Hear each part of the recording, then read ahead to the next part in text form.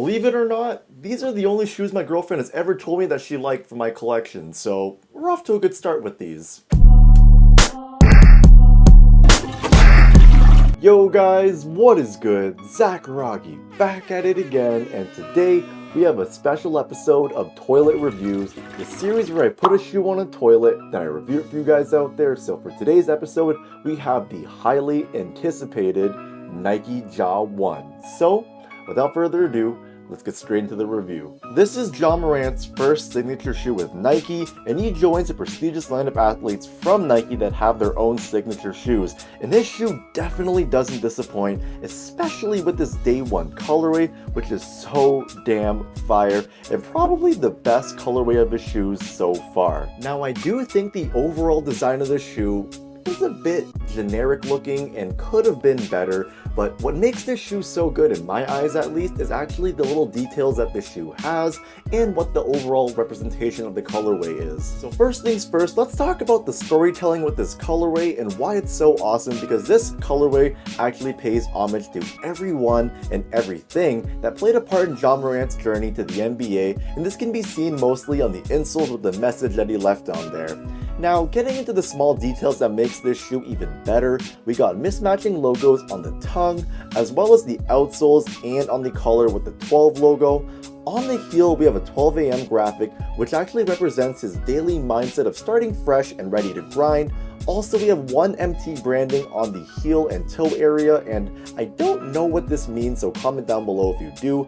Moving along on the midsoles, here's a graphic with his last name, and he also has his daughter's name on there, and I believe that's her handwriting as well. And finally, on the outsoles, it says start from scratch, which I think ties to the 12 a.m. thing I mentioned before. Also, this box is so damn cool. It just adds to the overall experience with the shoes and makes it that much better for me. Now, with all the details out of the way, let's talk about the materials, and it's everything you'd expect from a first signature shoe. So Nike, being Nike, they want to keep things as low cost as possible and budget friendly for the consumers, being that a lot of Ja Morant's fans are most likely kids and teenagers. So what we have going on here is a pretty basic setup of materials. So we have an underlay of mesh, and then overlaid on top of that we have synthetic leather, and as well as on the eye stay area we do have some hits of fused material for added durability. But my favorite part about the materials is this swoosh with this super dope gradient look that contrasts so well with the blue on the shoe, and to make it stand out, it's actually not attached to the shoe on the back part where it wraps around, so you can actually move it and whatnot, and I just hope that it doesn't break off if someone steps on it or something. But overall, I really do like these materials and I have no complaints at all.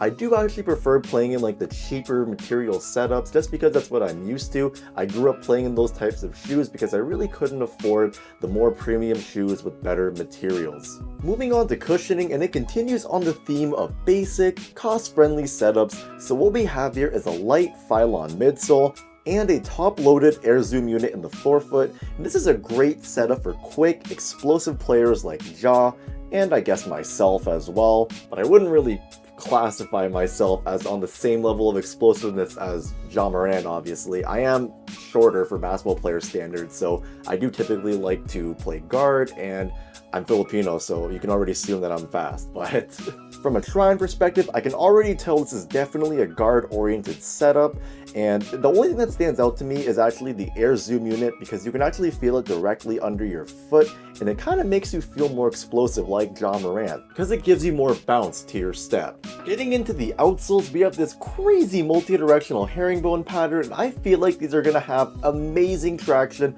on all court surfaces, but the rubber is kind of soft and pliable, so I don't think this would last very long outdoors.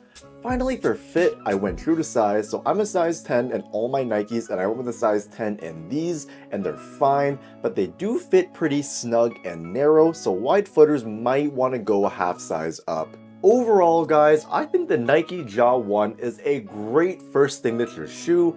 I don't exactly know where I'd rank it between all the other first signature shoes that have been released in the past 10 years. Is it maybe top tier, mid tier, bottom tier?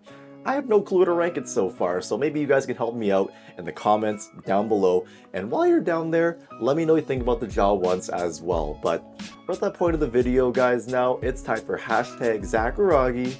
what you rockin'. So for today, guys, I have these right here. I'm not even gonna say the full name for these. So these are SGA's Converse shoes that he played with throughout this NBA season. And yeah, let me just say, they're very unique, to say the least. But that's it for today, guys. I appreciate each and one of you guys for watching. I'm signing out. Peace.